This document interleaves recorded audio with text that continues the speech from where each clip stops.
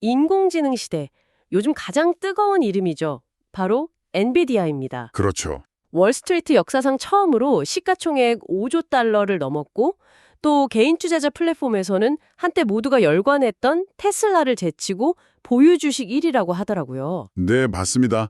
그야말로 AI 일혁명의 심장, 그렇게 불리고 있죠. 그 정도면 거의 광풍 수준인데 2023년 초부터 계산하면 주가가 무려 1120%가 올랐으니까요. 1120%요? 네. 기관, 개인 할 것 없이 다 이 흐름에 올라탔다고 봐야죠. 그런데 여기서 아주 흥미로운 지점이 하나 있습니다.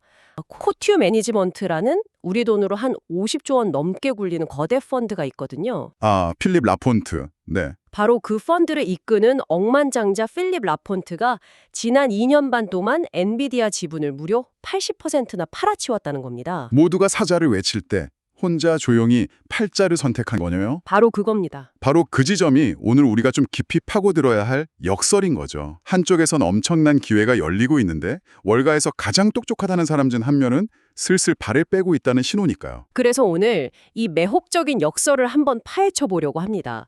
먼저 엔비디아를 세계 최대 기업으로 만든 그 압도적인 강점이 뭔지 좀 짚어보고요. 네, 그게 우선이죠. 그런 다음에 왜 이 노련한 투자자는 등을 돌리고 있는지, 그가 봤을 법한 잠재적인 리스크는 또 무엇인지 한번 심층적으로 들여다보겠습니다. 좋습니다.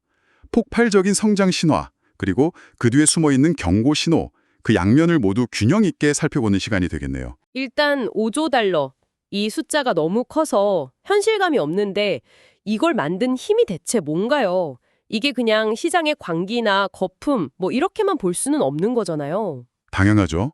그 중심에는 누구도 부정 못할 압도적인 기술력이 있습니다. 기술력이요? 핵심은 AI 데이터 센터의 두뇌 역할을 하는 GPU, 그래픽 처리 장치거든요. 아, 그 유명한 칩들 호퍼, 블랙웰. 네, 호퍼, 블랙웰, 그리고 곧 나올 블랙웰 울트라까지. 이 칩들이 사실상 경쟁자가 따라올 수 없는 성능을 보여주고 있습니다. 성능이 어느 정도길래 그래요? 기업들 주문이 폭주해서 칩 하나에 3만에서 4만 달러. 잠깐만요. 3만에서 4만 달러요? 우리 돈으로 하면 거의 4천만 원, 5천만 원 아닌가요? 네, 맞습니다. 그 가격에도 없어서 못 팔 정도예요. 와, 이건 거의 갑의 위치를 넘어섰네요. 그렇죠. 수요가 공급을 그냥 압도해버리니까 엔비디아가 가격 결정권을 완전히 준 거죠. 사막 한가운데서 물 파는 독점 상인 같은 거예요. 하하, 비유가 정확하네요. 근데 더 놀라운 건 젠슨 황 CEO의 전략이에요. 여기서 멈추는 게 아니라 매년 새로운 AI 칩을 내놓겠다. 이렇게 공언을 했거든요. 매년이요? 보통 기술 사이클이 한 2년 정도 되지 않나요? 그렇죠. 그러니까 경쟁사 입장에서는 정말 숨이 턱턱 막히는 속도인 겁니다. 따라갈 수가 없겠네요. 네. 경쟁사들이 간신히 이전 세대 칩 성능을 따라잡을까 하면 엔비디아는 이미 다음, 그리고 그 다음 세대 칩을 발표해버리는 거죠. 이 속도의 전쟁에서 그냥 뒤처질 수밖에 없는 구조를 만들고 있는 거예요. 기술뿐만 아니라 사업적으로도 뭔가 미래를 확실하게 묶어두는 움직임이 있던데요. 오픈 AI랑 맺은 파트너십 말이에요. 아, 네. 그건 정말 상징적인 사건이죠. 규모가 정말 상상을 초월하던데요. 네. 오픈 AI가 엔비디아 GPU로 무려 10기가와트 규모의 AI 데이터 센터를 짓고요. 10기가와트. 그 대가로 엔비디아는 오픈 AI에 최대 1,000억 달러, 우리 돈 130조 원이 넘는 돈을 투자하기로 한 겁니다. 와. 이걸 통해서 2026년 하반기에는 베라 루빈이라는 차세대 칩이 나오게 되고요.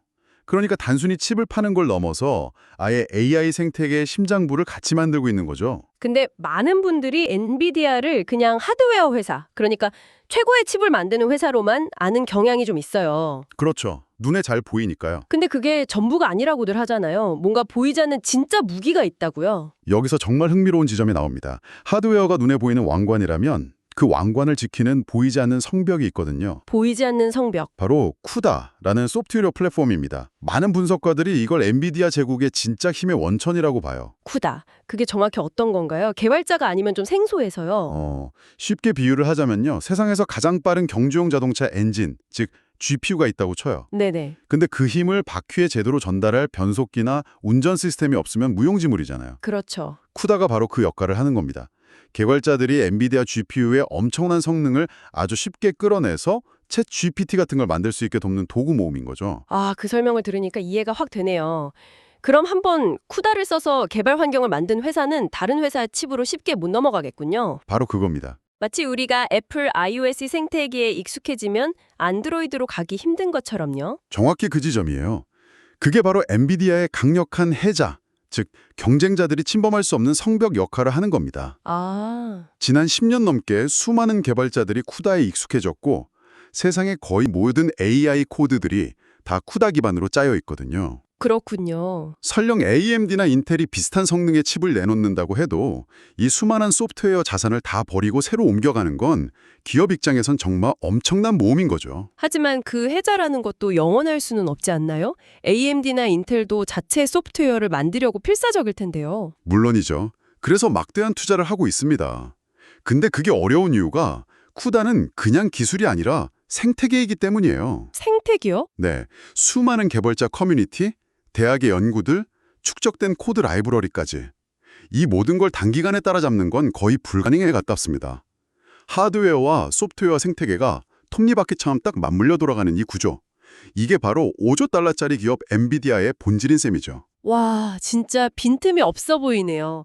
독보적인 하드웨어, 숨막히는 기술 로드맵, 철옹성 같은 소프트웨어 생태계까지. 그렇죠. 그런데 바로 이 지점에서 아까 그 필립 라폰트 이야기가 다시 떠오릅니다. 이렇게 완벽해 보이는 주식을 그는 대체 왜 지낸 2년 반 동안 계속 팔고 있었을까요? 그 주인공이 앞서 말씀하신 코투 매니지먼트의 필립 라폰트. 이 사람이 타이거 컵스 출신으로 원래 고성장 기술주 분석에 아주 날카롭기로 유명한 인물이거든요. 네. 그런 그가 AI 혁명의 한가운데 있는 주식을 팔고 있으니 월가에서도 다들 궁금해하는 거죠. 네, 매도 규모가 정말 충격적이더라고요. 2023년 3월 말 기준으로 거의 5천만 주를 갖고 있었는데 네, 주식 분할 감안해서요. 2025년 9월 말에는 그게 약 9,087만 주로 줄었다고요. 2년 반 만에 80%를 매도한 겁니다. 가장 최근 분기에만 160만 주 넘게 팔았고요. 물론 뭐 가장 간단한 설명은 차익 실현되겠죠? 그렇죠. 주가가 1000% 넘게 올랐으니 이익을 확정하고 위험을 관리하는 건 펀드 매니저로서 당연한 행동일 수 있습니다. 누구나도 그 정도 벌었으면 일부는 현금화하고 싶을 때니까요. 80%를 팔았어도 여전히 1,000만 주 가까이 들고 있는 거고요. 맞습니다. 그 설명만으로도 충분히 합리적이죠.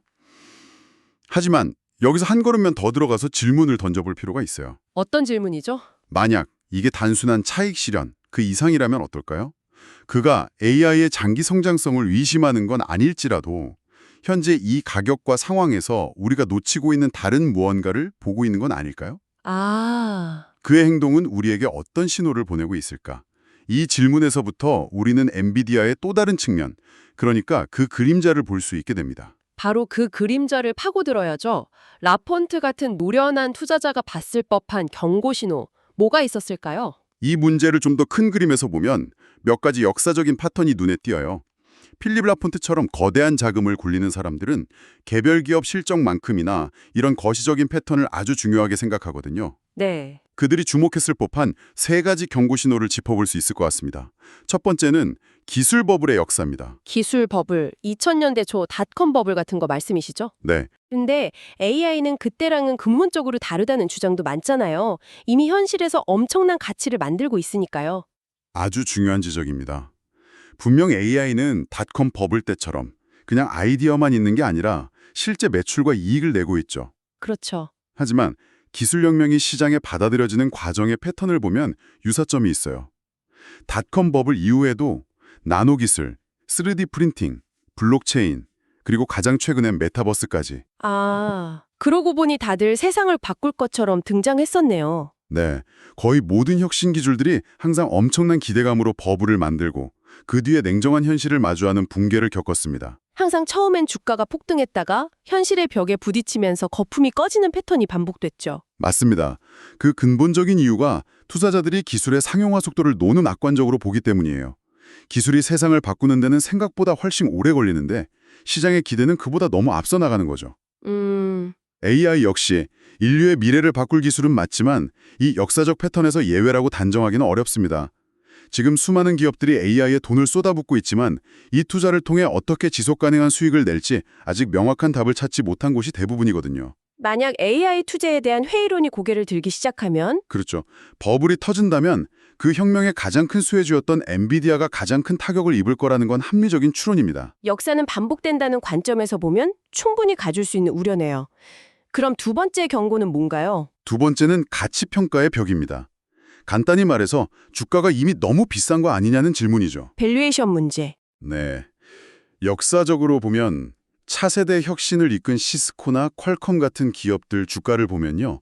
주가 매출 비율, PS 레이시오라는 지표가 보통 30배에서 40배 사이에서 정점을 찍고 내려왔어요. 회사가 버는 돈에 비해 주가가 얼마나 고평가됐는지 보는 척도죠. 네. 그런데 엔비디아의 주가 매출 비율이 최근에 다시 30배를 넘어섰거든요.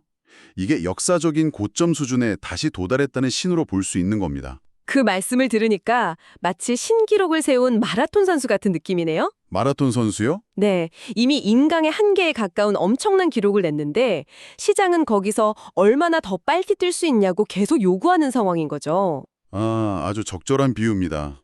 그 기대치를 조금이라도 충족 못 시키면 바로 실망감으로 바뀔 수 있다는 거고요. 정확합니다. 시장 기대치가 너무 높아져서 이제는 어지간한 어닝 서프라이즈로는 주가를 더 끌어올리기 어려운 구간에 진입했을 수 있다는 거죠. 아주 작은 실수 하나만으로도 주가가 크게 흔들릴 수 있는 위험을 안고 있는 겁니다. 알겠습니다. 역사적 패턴 그리고 밸류에이션 문제. 그럼 마지막 세 번째 경고는 뭔가요? 앞선 두 가지가 좀 거시적인 관점이었다면 더 구체적인 리스크도 있을 것 같은데요. 네. 세 번째 리스크는 훨씬 더 현실적이고 구체적인 문제입니다. 바로 고객 집중 문제예요. 고객 집중 문제? 엔비디아의 최근 3분기 매출을 뜯어보면요.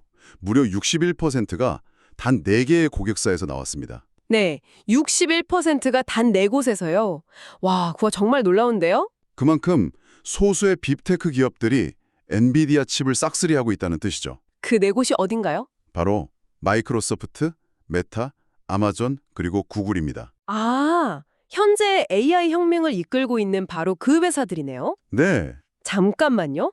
근데 그 회사들은 엔비디아의 가장 큰 고객인 동시에 자체적으로 AI 칩을 개발하려고 가장 필사적으로 노력하는 회사들이잖아요. 바로 그 점이 이 리스크의 핵심입니다. 이건 뭐 자신을 대체할 경쟁자한테 무기를 팔고 있는 거나 마찬가지 아닌가요? 그렇죠. 지금은 당장 AI 인프라를 구축해야 하니까 어쩔 수 없이 엔비디아 칩을 울며 겨자 먹기로 사고 있지만 장기적으로는 이 의존성에서 벗어나고 싶어 하거든요. 당연하겠죠. 만약 이들 중 한두 곳이라도 자체 칩 개발에 성공하거나 혹은 AI 투자를 줄이기로 결정한다면 어떻게 될까요? 엔비디아 매출에 바로 직접적인 타격이 오겠네요. 네, 즉각적인 타격을 줄 수밖에 없습니다.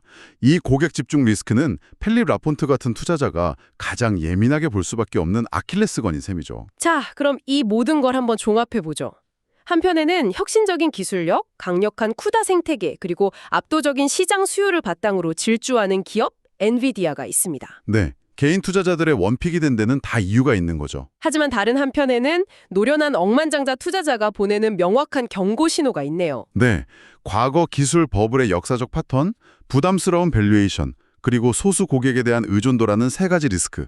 대중의 열광과 가장 능철한 자본의 분석 사이에 존재하는 긴장감을 보여주는 전형적인 사례라고 할 수 있습니다. 오늘의 이야기는 엔비디아를 지금 당장 사야 한다, 팔아야 한다, 이런 말씀을 드리려는 게 아닙니다. 그럼요. 그보다는 이 화려한 헤드라인 뒤에 숨겨진 복잡한 이면을 이해하는 게 중요합니다.